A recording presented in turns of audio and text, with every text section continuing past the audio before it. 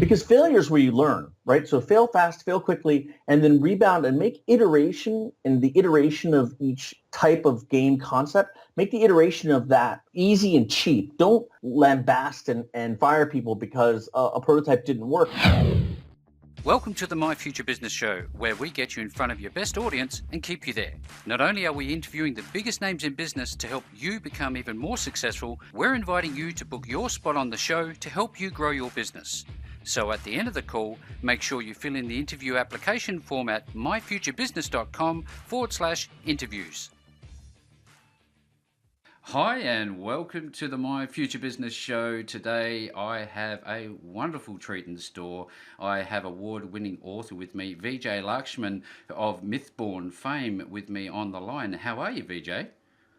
I'm doing great, Rick. I'm really excited to be here. Yeah, look, it's a wonderful treat for our audience, and we're going to explore not only your background as on a personal level, but we're going to be looking at all of the things that you're involved with. Now, I can recall from my earliest days growing up with my first fantasy movie exposure called The Never-Ending Story. Now, ever since that time, I was fascinated by this sort of thing, and obviously things have come a long way. So for anybody who's into that sort of thing, you're going to love today's call. So I can see your wonderful smiley face there. It looks like you have an Olympic gold medal around your neck there, Vijay. Share with us what that's all about. Well, that actually was was a medal for Mythborn winning the IPI award, a silver medal that year. It was the first year that it had come out, and it was actually my first attempt at writing. And what ended up happening was the book started selling. You know how it usually starts selling little by little, little by little, and then next thing you know, we had sold tens of thousands of copies, and I got signed by a publisher. They pulled all the books from the shelves, and they gave me real editors. And the Mythborn got the love it deserved from people more talented than me at taking the dribble that I put on a page and making it sound good. It seems to me that it's one thing to try and become self-published, but it's a completely different realm to have all those support mechanisms around you. I'd love to come back to that in a minute, but before we get into that side of your life and what's going on there, tell us a little bit about you, what you like doing, and I can see some images here. It looks as if you're a bit of a water sports person. Yeah.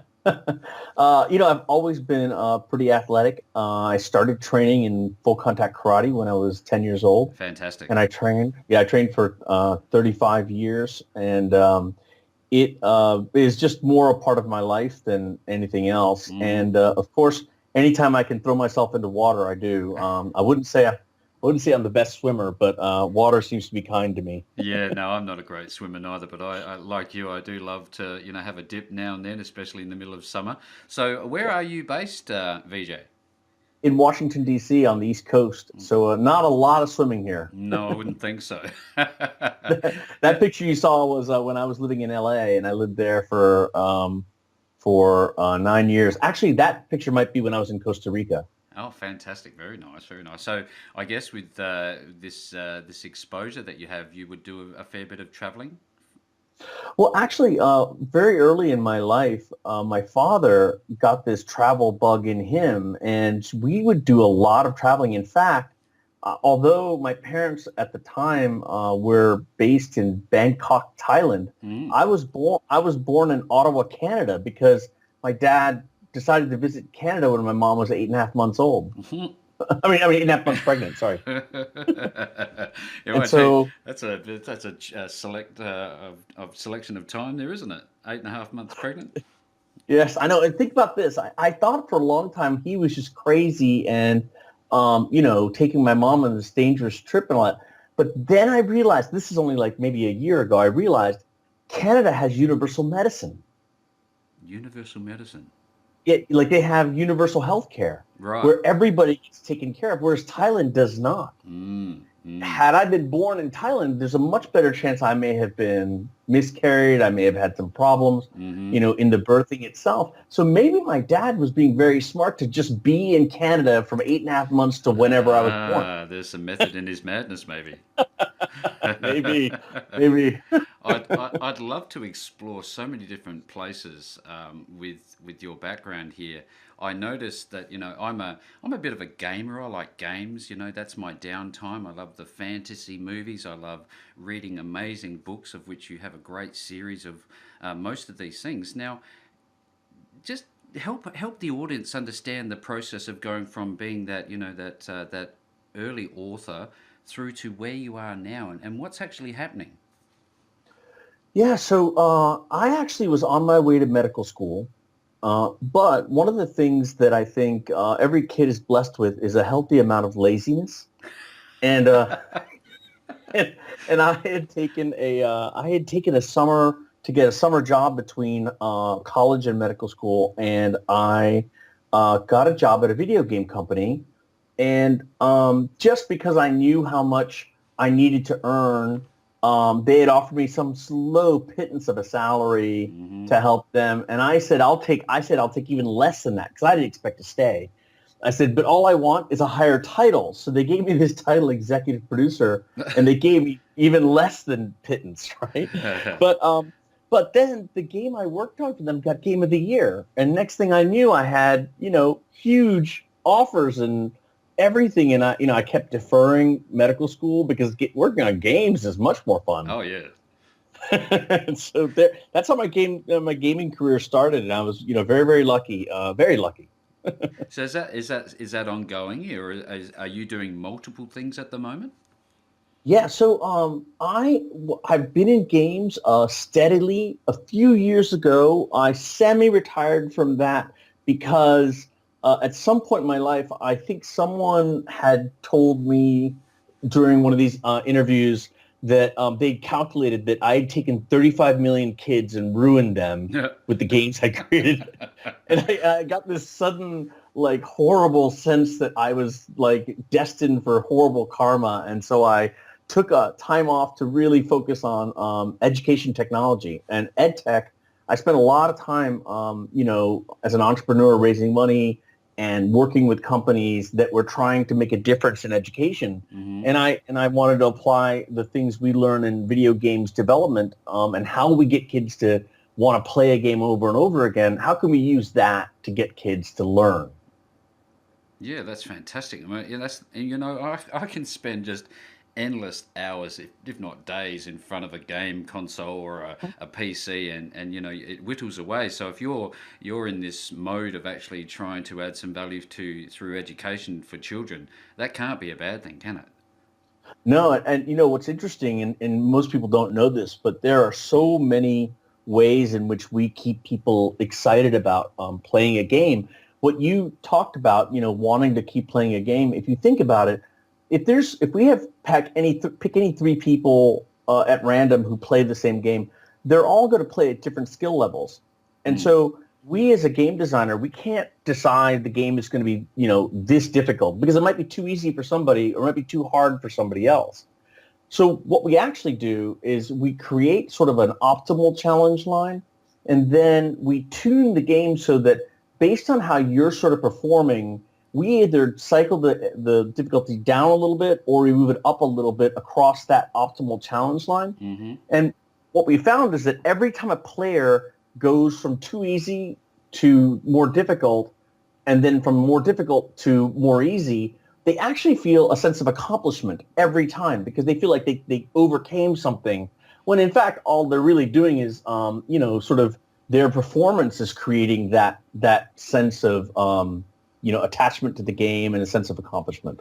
Yeah, I just love this feedback. This is an exciting conversation for me because I look at, formats like Twitch, and you have Mhm. Steam, and you have Discord, and this is just the environment that I know a lot of people love to exist in. And I have my hand up right now because I'm one of those people. And I look at the plethora, I guess is the best word of choices you had for gaming experiences. You've got the WoWs of the world, and then you've got first-person shooters. You've got all these different options.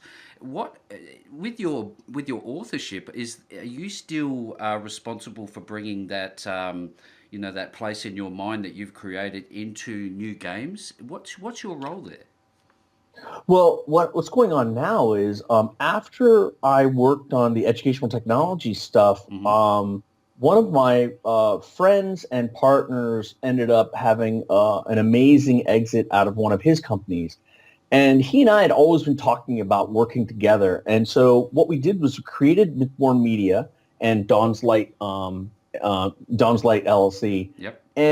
And basically I focused on writing Mythborn. However, because my background is video games, because I have 85 titles out and I've, worked on some huge titles, we can probably get into that later. But Sure. the point was that when I started writing Mythborn, I had been spending the last 10 years just writing the background of Mythborn. I think actually maybe even longer than that. I think the first time I wrote a paragraph in Mythborn was right after college when I was working at the Department of Energy. And I wrote a paragraph that became a short story, and then I put it away. And over the years, I'd write these backstories. Well, it turned out after like 20 years, those backstories amounted to like 500,000 words. Wow. And so I sat back and I said, wow, I really should probably organize this and write a story about it, and I never had the opportunity, I never had the freedom to do that. And, because my buddy and I joined forces, all of a sudden I found myself with the resources to be able to sit down and make writing my full-time occupation. And so you were asking about video games and what I do now. Mm-hmm. Well, I do Mythborn now full-time, but everything I did when I was planning Mythborn was influenced by the 30 years I'd spent in the games industry, where I already had all the background set up. I started doing design documents for how it would become a game. I had all these things set out on how to actually build it into a video game. And so now that the first 3 books are done and I'm about to launch book 4, Mm-hmm. I'm starting to turn my efforts into how do we build a great video game out of this. And the nice thing is I don't have to ask anybody because I already know how to do it. So Yeah, that's wonderful. I'll put my hand up for the pilot for that. Thank you very much. Yes. I certainly know there's a lot of people who are interested in this whole process, because you see a lot of flops that come out online, and the My Future Business audience are small to medium-sized beginner and existing business owners. And the whole thrust of the show, as you know, VJ, is to understand that there is some processes that are inherent in everybody's business. Tell us about how you manage that side of what's going on with your business. Absolutely. So, first of all, my heart and my soul are with the young and upcoming entrepreneurs. I am one, and I understand the challenges that you face in trying to build a new business. So, one of the things that I should also, in defense of the flops, just like in my stories, I came to a realization in gaming, and that is that nobody thinks of themselves as the bad guy or the guy who wants to create a flop or anything. Everyone is a hero in their stories. Mm-hmm. Everybody, right? So a lot of these flops, they are filled with people who are incredibly talented, more talented than me, and they are working their hardest. However, because games is such a high-risk business where the budgets of a typical game can easily be 10 to 50 to 150 million dollars. Oh yeah. And games can literally make, I think, the fastest grossing game at one point. I think if you look at Mission Impossible, the movie Mission Impossible 3, I think it did $1 billion, and it took a year, and foreign broadcasting and all that. You add in all the gross revenues is about a year. Yeah. And Call of Duty did $1 billion in the first 3 days. And so you're looking at a huge risk. So what happens when senior executives at these various big publishers start seeing a game that's almost finished, and they have a clock running, and they have advertising out there, and they have all these different pressures on the marketplace that the marketplace is imposing? The team oftentimes is set up to basically have to deliver something by a certain date. Mm-hmm. And so if they had their druthers, they probably would say, we need another month, we need another 2 months to really polish this thing, because all the real fun stuff in games happens in the last 10% of the work, because that's when the game's actually working and you can test it and tune it. Mm-hmm. And unfortunately, some of the bigger publishing companies at least they used to spend a lot of time trying to shove things out the door because they wanted to make their dates. And what you're seeing now is, I think, except for these major franchises, what you're seeing now is this resurgence of indie gaming and, small game developers. Why? Because they have more flexibility, assuming that they're or have some funding. They have more flexibility to say, we're going to keep tuning this until it's better. Yeah. We're not going to just release it, whenever it's ready. And oh, by the way, the big companies have learned too. I mean, when I talk to my friends now who are at some of these big publishers, they in fact have, now mandates to spend the time they need and to really drive, the process forward. So, if you want, I could jump into what kind of processes we actually put in place to try and manage our success. Yeah, absolutely. I just have a couple of things before we jump into Sure. that. I often think about Steve Jobs and how designers have come to him with the first Apple iPhone, the iPhone, and he said, look, and the designer said to him, look, we just need a couple more weeks, and he goes, you've got a day, And then I also think at the same time, you see that side of it, and then you also see, major successes like PUBG, for example, are pulling in just ridiculous amounts of money, but quote unquote, it's been said that the game is broken, fix it. And it seems to be reflective of that thing you were talking about just earlier about having to get it out the door, and it's a great thing to hear that this is not as much of a problem nowadays. I wouldn't say that. I mean, look, every publisher lives and dies by their revenue numbers, and I think that there's always going to be a pressure to ship. That's just the nature of the beast. I think what I really meant to say, or maybe to recast what I said, these producers that I grew up with are now 10 years older, and they have learned their lessons. And what do they do now is they build in redundancy, right? They have backups and backup plans for how they're going to get things done if someone cuts their time out. There was a parable that someone told me very early in my career. They said that, they said, this is how you should be thinking about product development. He said, the guy who told me this said, there was a pharaoh who asked two amazing architects to build him a pyramid, and they wanted them to compete to see who would win the contract to build his final resting place. And so, he gave them each a week to come back and demonstrate to him how grand and opulent and amazing their thing would be. The first guy, the most famous one, comes in and he lays he laid out all the bricks for the ground floor for just the first layer of bricks, and it was a giant field. He could see how enormous this pyramid would be, and he said, now imagine this, Pharaoh, it's going to be going all the way up till the point touches the sun, and this whole field that I filled with bricks, this is the footprint that your tomb will have. And the Pharaoh says, this is very impressive. And then he goes to the next guy, and the next guy has a tiny pyramid with just three bricks, right? 3 bricks with a little pointy top, and it's not even the size of like an apple. And the Pharaoh says, what is this? This is not grand. This is nothing. And the guy says, yes, but Pharaoh, almost esteemed Pharaoh, because you don't know when you're going to die, I will always have a tomb ready for you. It'll never be a trapezoid.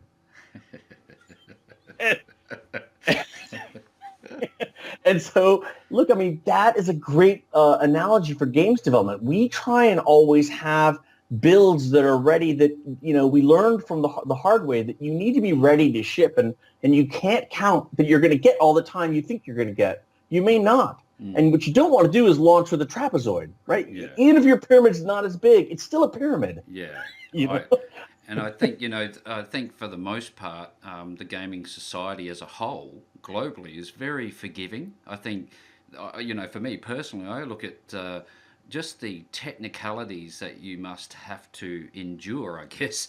And, you have the framework for the storyboards, the project management, the technical lead, you have, all of these intertwining webs of game development. I'd just love to learn a little bit more about how the process of project managing a new game. Could you share something with us? Sure. So, look, some of my largest teams had 150 people on them, and, multiple strike teams, multiple leads. I think ultimately it comes from the ability to start small with a small sort of core team that really begins to understand what they're trying to build. And I'm personally a big fan of prototyping and of creating playable concepts that you can actually touch and you can try. Even if all the playable concepts aren't necessarily strung together, not all integrated together, as long as each individual part, you can see where the fun would be.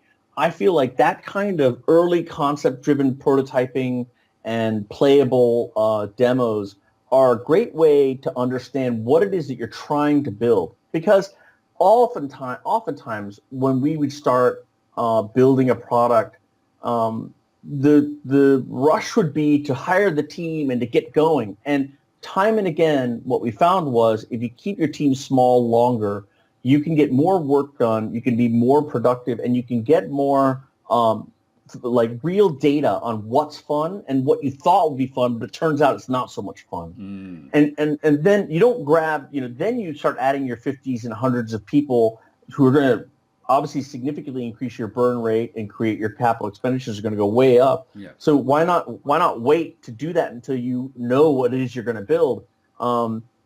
Building games, I've heard it described as, try to pave the road in front of the car.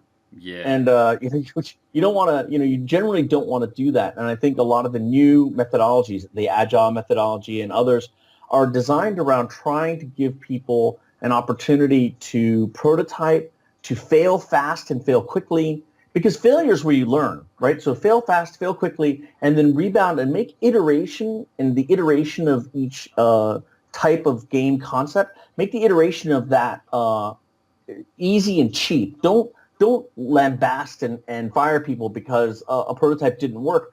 Take it as a great sign that you found one road not to go down, right? Because that's going to just cost you tons of money later down the road. So I think the world of gaming has become more mature in terms of wanting people to try their best. But I would disagree about one thing, which is I think fans are forgiving, but I also think fans rightfully shouldn't feel like they are testers for a game that they paid full price for. Yeah. And I think that's a big deal. I think if you're going to do that, release the game for free and tell people we need your feedback and get that. And then when you're done with your what they call an open beta, when you're done with that, then launch the real game. And I think a great example of that is Path of Exile. They did a great job of getting the community to help them in terms of tuning their game. And you see it being done more and more often now, very successfully. But when people launch a game that they're saying is that the publisher saying is finished and it's buggy and it's crashing, I would be rightfully annoyed because games aren't cheap. No, well, they're not, are they? I mean, that's some sage advice that you've shared with our audience, and I really do appreciate it. And I'm very sure that the My Future Business audience appreciates it as well. I can see some pretty amazing titles here. The Elder Scrolls and Skyrim and some of the other things that you've talked about. What are some of the titles, if we can share those with our audience, that you've been involved with? So I can't take credit for any of the latest Elder Scrolls. That's the product of an incredibly talented team at Bethesda. Yep. But what I can take credit for is, I was one of the first 6 employees at Bethesda, and the Elder Scrolls #1 was based on 5 novels worth of writing that I did, and all of that backstory, the world itself, the content, the races, the spellmaker, and the adventures of that characters and the characters that were created there. That was all created by me, and it is the basis of I think one of the best role playing games that have been done, and Absolutely. I'm proud to have been there at the beginning. But hats off to the team at Bethesda for taking what was a young kid's first attempt at games and really polishing it up into something that's a worldwide phenomenon now. I also likewise, I got a chance to work on some just amazing things. When I was at Universal, I had a chance to work on the Crash Bandicoot series with some very talented people at Sony. I had a chance to work on Spyro the Dragon with just some incredible people at Insomniac Studios, and I got to work with some of the greatest developers in Europe and the U.S. And it was just an amazing situation. I think the funniest story I can mention is that Universal had the license to Lord of the Rings, Mm-hmm. and it was the Lord of the Rings book, and they found out that their license was going to expire within a certain time if they didn't have a product out against it. And as a result, they asked me, I mean, they started looking to see who could build a Lord of the Rings product, a game or whatever, in order to maintain their ownership of the license and not have it returned to the Tolkien estates. And it just turned out that on my resume, I had just written, my senior thesis was J.R. Tolkien versus C.S. Lewis. Oh. And someone in HR saw that and ran upstairs, and they offered me the entire franchise because of that one line in personal interest on my resume. I was just like, okay, this is great. This is the greatest thing's ever happened to me. And we got an amazing game out. The folks at Turbine, our external developer, did an amazing job of getting a game, Lord of the Rings, out. We worked on that product for 5 years, and 5 years of working on a video game. Let me tell you, when it launches, you don't really want to touch it, right? Because you've had enough seen of it. Yeah, exactly. But very innovative stuff that happened in that product. I was lucky to work on Dungeons and Dragons Online, and Dungeons and Dragons is very near and dear to my heart because my mom told me all through junior high and high school that playing D&D would never get me a job, and it did. There you go, Mom. Then past that, I got to work at National Geographic, which, let me tell you, if you have never worked at Nat Geo, it is one of the greatest places ever. I had such an eye-opening and amazing time. Yeah. They asked me to come in because what they realized was that their audience membership, their subscribers, for lack of a better word, were older people who were passing on. Mm-hmm. And they had no young audience coming in. And the young audience, they didn't like the magazine. They looked at it as like their grandfather's magazine, Mm-hmm. and not necessarily, relevant to them. And what they asked, us to do was, how do we revitalize the National Geographic brand? Yeah. And what I said, along with my mentor there, Chris Mate, I mentioned that we could be using amazing games and interactive ways to engage our younger audience and really bring National Geographic's brand to life, for all these kids. And it worked. I mean, Nat Geo did a great job of doing that. They trusted us, and we delivered. And I think it was we launched a game called Animal Jam with the developer Smart Bomb, Mm-hmm. and Smart Bomb just did an amazing job on this game. It was a kid's huge, massively multiplayer online game. They'd spent years working on it, and National Geographic was lucky enough to be a licensor for them, to give them content to make their product even that much better and safer for in the eyes of parents. Yeah.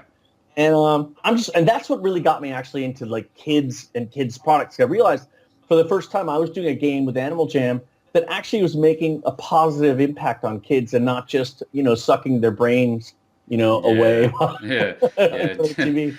Absolutely. Just so much time. And if you can add that, like I said earlier, that bit of value to their life through education, it's a wonderful thing that you're doing. VJ, I could speak with you for hours. The more that I talk with you, the more I learn about the significance of this interview and how honored I am to have had you share some time with me on the show. VJ, if people want to learn more about you, where can they find you? Yeah, so we have a website, www.mythbornmedia.com, and that's MYTHBORNMEDIA, mythbornmedia.com. Mm-hmm. We're on Facebook, we're on Twitter, we're on Instagram. You could just Google Mythborn and we'll show up in a half a dozen places. Yep. The easiest thing they can do is to text Mythborn, the word Mythborn, to 66866. And if they text Mythborn to 66866, we'll get automatically added to our fan club, our mailing list, and then they'll get updates on, as much as they want. They'll get updates on whatever we're doing, and I think it'd be a great way to go. And Mythborn is one of those products that what one thing I would say is really, really worthwhile for people to know is that I tried to break a fantasy trope of powerless women in chainmail bikinis. I didn't want to do that. No. I had no experience with that. I only had very strong, intelligent women in my life. So I ended up building a book around, a bevy of females that are, they are strong, they're ruthless, they're smart, and they're, actually working to drive the plot forward. And I think, there's this thing in Hollywood called the Bechdel test where they ask, they ask you if you're a movie maker, does your plot have two female characters who have names, who talk to one another, and not about a man? And Yeah. and so few Hollywood movies pass that test. They don't, because they're not gender promoting gender equality. Hmm. And my books absolutely pass the Bechdel test. So if people are out there and they want to read a book with strong female characters and forgotten technology that is now mistaken as magic, and a kid who is a young kid training to be an assassin and finds out his master has been ordered to kill him in the next 8 days, there's a lot to be happy to do here. Wow, you have a wonderful mind. You're a beautiful person. It's been an absolute pleasure having you on the show today. And everybody who's listening, you will find the links all around, up, below, left to right of this call. No matter where you hear us, you'll be able to work your way back through to Mythborn and VJ. VJ, thanks once again for being on the My Future Business Show with me today. Rick, thank you so much for giving me the airtime and just for being a great interviewer. I really enjoyed this. Thank you so much. It's been fun having you on the call with us today. Now click on that big red subscribe button and make sure you leave us a comment, share us with your friends, and join the growing list of leading entrepreneurs who have enjoyed their time on the show at myfuturebusiness.com/interviews. And if you're looking for someone to create professional, evergreen webinar videos that get your audience to take actions you want them to take, then for more details, be sure to visit myfuturebusiness.com/shop.